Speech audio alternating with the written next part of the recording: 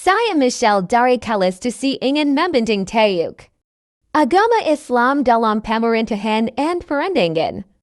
Agama Islam dalam pemerintahan. Sultan merupakan ketua agama bagi setiap negerinya. Kedudukan ini diperihalkan dengan jelas dalam perlembagaan persekutuan dan undang-undang tubuh kerajaan negeri. Institusi agama berperanan penting di setiap peringkat negeri dan bidang kuasa mereka mestilah dihormati. Misalnya, peranan Mufti, Kedi Mahkamah Syariah, Jabatan Agama Islam. Sultan bertanggung jawab mendaulatkan syair Islam. Tauliyah penceramah agama dikeluarkan oleh pejabat istana setelah didatangani Sultan. Agama menjadi panduan bersasiyah, berakhlak mulia.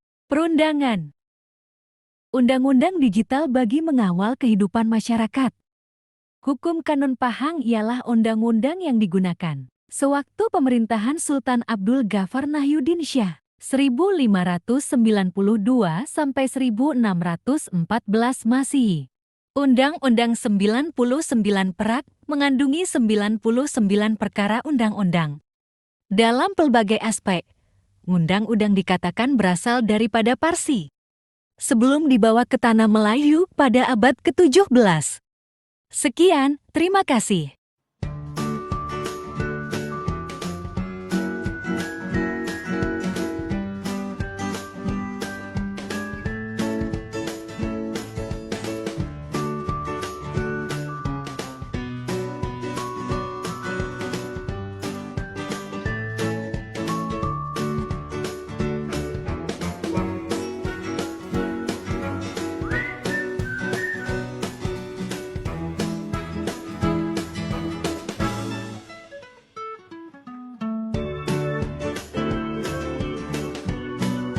Ayo gerakkan badan, angkat tangan, genggamkan tangan, tinggalkan pinggang, diri kanan.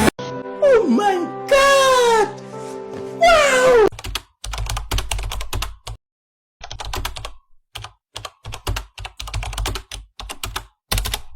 A few moments later. 每次都想抓住我很倔强，但是现在自己。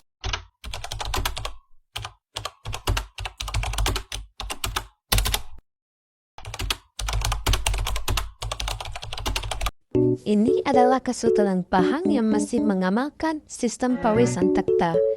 Waris ganti digelar Tunku Mahkota, pelantikan Sultan atas persetujuan Jum'ah Pangkuan Diraja Negeri. Sistem pentadbiran pembesar 4, 8, dan 16. E. Orang kaya Indra Syah Bandar. B. Orang kaya Indra Segera. C. Orang kaya Pahlawan. D. Orang kaya Indra Purbajalai. Pemerintahan kerajaan negeri dijalankan bersama Majlis Mesyuarat Kerajaan. 2. Kesultanan Perak yang masih mengembangkan sistem penggiliran. Dewan Negara Perak memilih dan melantik Sultan. Sistem pentadbiran berasaskan pembesar ber-4, 8, dan 16 dan 32. A. Orang kaya Bendahara Sari Maharaja. B. Orang kaya Besar Maharaja Diraja. C. Orang kaya Temenggong Paduka Raja. D. Orang kaya Menteri Paduka Tuan. Pemerintahan kerajaan negeri dijalankan bersama Majlis Mesyuarat Kerajaan. Ketiga, Kesultanan Terengganu yang mengamalkan sistem warisan takhta. Waris ganti digelar di Pertuan Muda. Dewan Pangkuan Diraja memilih dan melantik Sultan. Jum'ah turut dikenai sebagai ahli al-hal wa al-akad. Pemerintahan kerajaan negeri dijalankan bersama Majlis Mesyuarat Kerajaan. Keempat, Kesultanan Selangor yang mengamalkan sistem pewarisan takhta. Waris ganti digelar Raja Muda, pelantikan Sultan atas nasihat dan pengesahan Dewan Diraja. Dewan Diraja membantu dan menasihati Sultan dalam menjalankan fungsi baginda anggota Dewan. Raja Muda Tengku Laksamana, Tengku Bendahara. Pemerintahan kerajaan negeri dijalankan bersama Majlis Mesyuarat Kerajaan.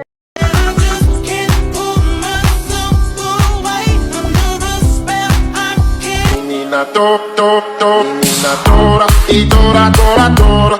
Si mamá se y Dora, Dora.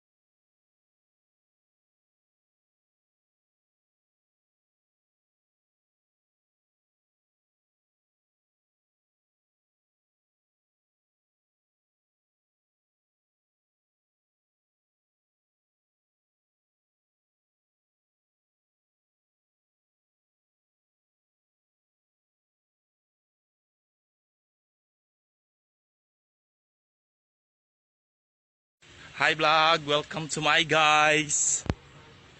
Shut down.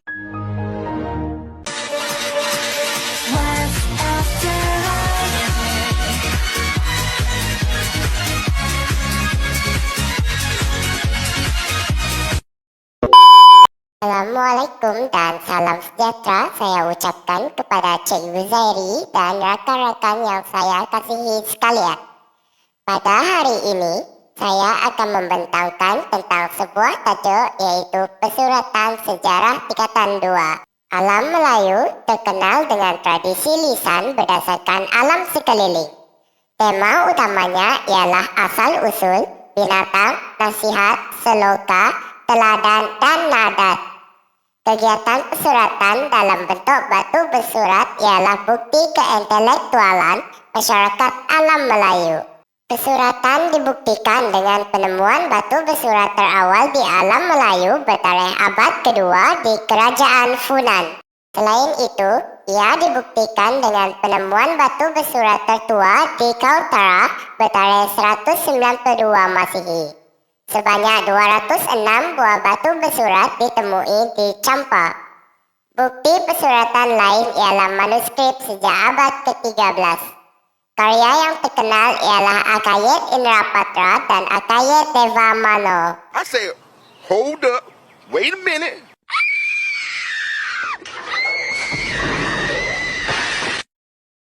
Di Kerajaan Sriwijaya pula dibuktikan dengan beberapa batu bersurat. Contoh batu bersurat ialah Karam Brahi dan Palas Pasema bertarikh abad ke-7. Ia memerihalkan pengukuhan kerajaan terutama kepentingan taat setia terhadap raja. Seterusnya, Pesuratan di Kerajaan Angkor dibuktikan dengan penemuan batu bersurat Sedok Kotom di barat laut Kamboja.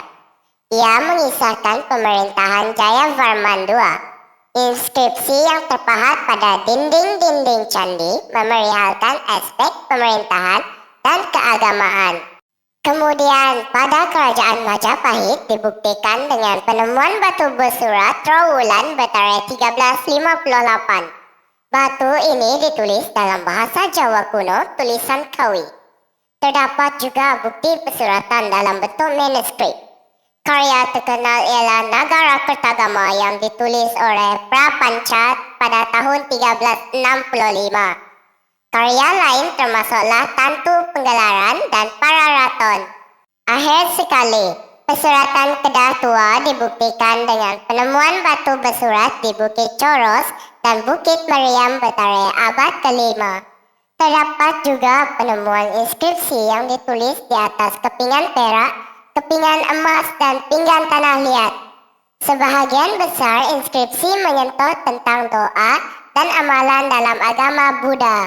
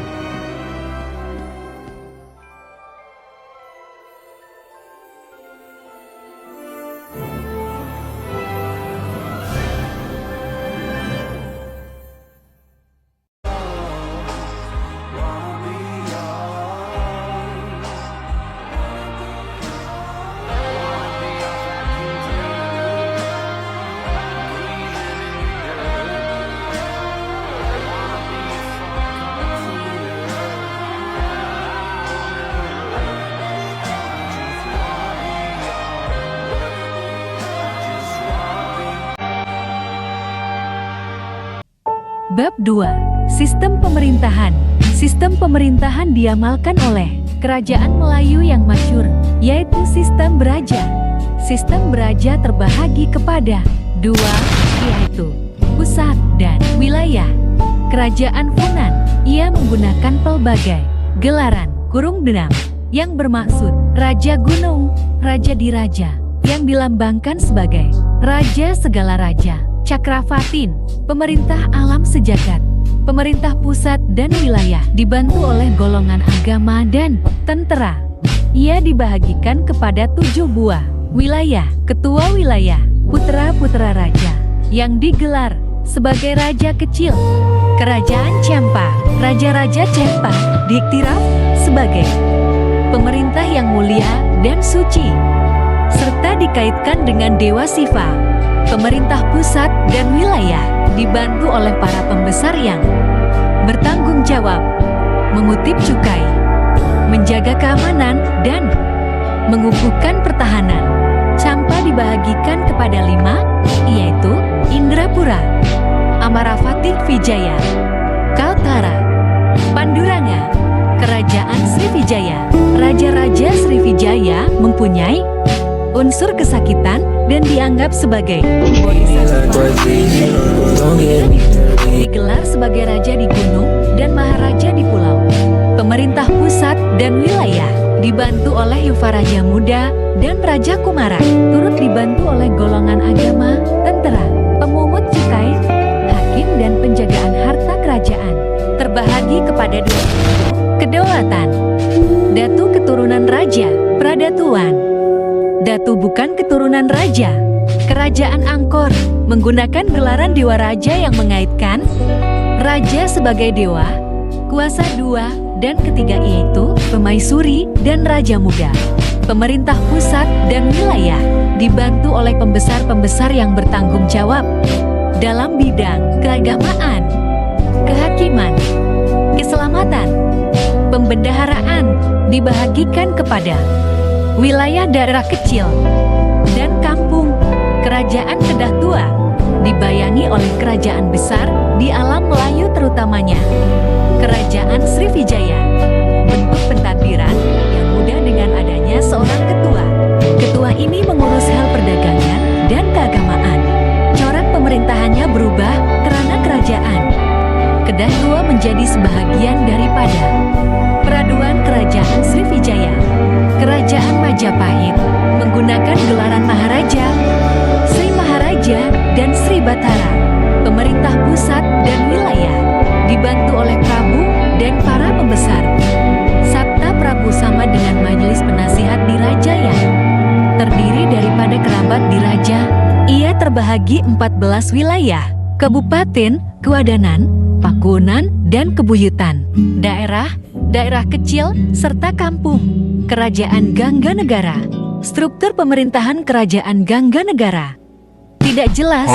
Kerajaan Gangganegara mengamalkan sistem pemerintahan beraja, membangunkan kemajuan perdagangan, dan bertanggung jawab dalam hal ehwal keselamatan. I'm okay. I'm fine. Kincana.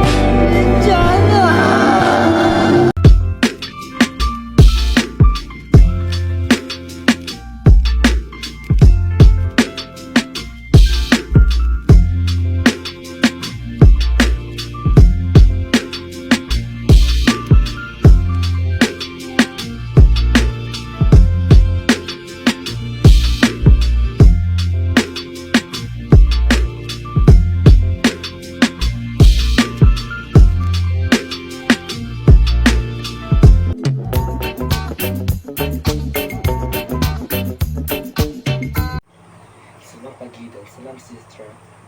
Hari ini nama saya Adrian Alan dan hari ini saya akan membentangkan tentang aspek kegemilangan. Cara pembentukan empire. Yang ke-1, penaklukan. Penaklukan dilakukan untuk menjamin keselamatan dan kemakmuran Kesultanan Melayu Melaka.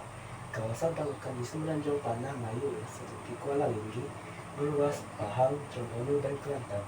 Kawasan taklukan di Sumatera pula ialah Siak, Rokan, Kampar, dan Lipat. Nombor 2, perkahwinan. Berlaku antara Sultan Melaka dengan puteri diraja kerajaan lain. Mengukuhkan lagi hubungan, persahabatan, dan kekeluargaan antara kerajaan Melaka dengan kerajaan lain. Naungan. Raja yang berada di bawah naungan Melaka ditabarkan oleh Sultan Melaka. Kepentingan pembentukan empire. Politik. Meluaskan wilayah dan jajahan takluk, mengukuhkan hubungan dengan kerajaan yang ditakluk, menyekat pengaruh kuasa serantau seperti Siam, Majapahit, dan Pasar. Ekonomi. Menerima hadiah dalam bentuk uang, emas, timah, dan bantuan ketenteraan. Mendapat bekalan seperti hasil tanian, 400 dan biji timah untuk diperdagangkan di pelabuhan Melaka. Menguasai perdagangan di Selat Melaka. Sosial. Berlaku asimilasi budaya tempatan dengan budaya dari Arab, India, Cina, dan alam Melayu. Wujud masyarakat majmuk yang terdiri daripada pelbagai suku dan bangsa. Agama. Mendorong usaha penyebaran agama Islam. Islam telah berkembang luas ke Pahang, Kelantan, Perak, Timur Sumatera, dan Patani. Pentadbiran empire. Pentadbiran pusat. Pusat pemerintahan dan pentadbiran di Melaka yang terletaknya tempat Raja Besar Malaya. Pentadbiran kawasan naungan. Kawasan naungan ialah kawasan yang mengakui ketuanan Melaka dan Mahata Usti. Pentadbiran kawasan jajahan. Pemerintahan diketuai oleh pemerintah yang ditaklukkan oleh Sultan Melaka. Yang keempat, pusat perkapalan. Kapal kecil terdiri daripada perahu, sapam, gurap, penjajah, sagor, payar, balok, lancang, kakap, balang, dan kukus. Kapal akan mencapai kegemilangan disebabkan oleh peranannya sebagai pusat perdagangan dan pelabuhan entrepot yang unggul di alam Melayu. Yang pertama, Syah Bandar. Tugas Syah Bandar ialah mengurus pasar dan gudang, menjaga kebajikan serta keselamatan pedagang.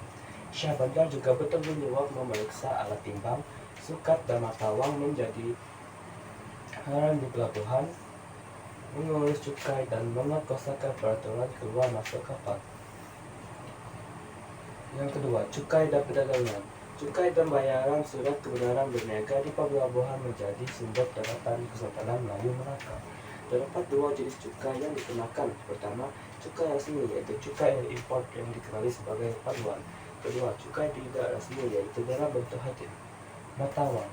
Penggunaan mata wang telah melancarkan lagi urusan jual beli. Pada peringkat awal digunakan tukaran nilai seperti jongkong timah, sabuk emas dan kulit siput. Mata wang timah yang digunakan dikenal sebagai coins. Orang laut. Mereka merupakan pelayar dan petunjuk arah yang cekat kepada pedagang yang berdagang di Melaka. Orang laut juga bertanggung jawab sebagai tentera untuk menjamin keselamatan pedagang di perairan Melaka. Kemudahan pelabuhan. Terdapat 7 kemudahan pelabuhan. Yang pertama, gudang tempat menyimpan barang, kemudahan pengangkutan, kemudahan bekalan makanan dan minuman, khidmat membaiki kapal, tempat penginapan, syah bandar yang mendagang pedagang, dan kemudahan tempat diplomatik dan perdagangan. Pasai. Hubungan Kesultanan Melayu Melaka dengan Kerajaan Alam Melayu. Pasai. Hubungan diplomatik terjalin melalui perkawinan Sultan Melaka dengan Puteri Kerajaan Pasai yaitu Puteri Ratna Kaumala. Demak. Hubungan berlaku atas dasar kepentingan bersama dalam perdagangan dan penyebaran Islam. Hubungan ini penting bagi menjamin keamanan dan kemakmuran Melaka. Majapahit. Hubungan ini dapat mengukuhkan lagi persahabatan dengan Majapahit. Hasil hubungan ini, wilayah Melaka menjadi semakin luas dan tamatnya ancaman daripada Majapahit. Makassar. Hubungan ini berlaku dalam aspek perdagangan, perkepalan, Islam, kebudayaan, dan kesenian. Hubungan ini semakin rapat dengan Kerajaan Makassar menghadiahi budak raja kepada Sultan Melaka. Hubungan Kesultanan Melayu Melaka dengan Kerajaan luar alam Melayu. China. Hubungan diplomatik, persahabatan, dan perdagangan terjalin dengan kunjungan utusan diketuai oleh Yin Qing pada tahun 1403 dan Laksamana Zheng He pada tahun 1405. Penggunaan payung kuning, cat mohor, dan persalinan pakaian sebagai tanda pengiktirafan kepada Sultan Melaka. Rukyu gitu. Sultan Mansur Shah berutus surat dengan Kerajaan Rukyu berkaitan tingkah laku pedagangnya yang melanggar undang-undang di Melaka. Hubungan ini membantu meningkatkan lagi perdagangan dengan Melaka. Siam. Melaka menjalankan hubungan dengan Siam atas dasar diplomatik dan perdagangan. Mereka telah mengantar utusan ke Siam yang diketuai oleh Tun Telanai dan Menteri Jana Putra. Kerajaan lain. Melaka juga menjalinkan hubungan dengan Mesir, Parsi, Turki, dan Arab. Kesannya mereka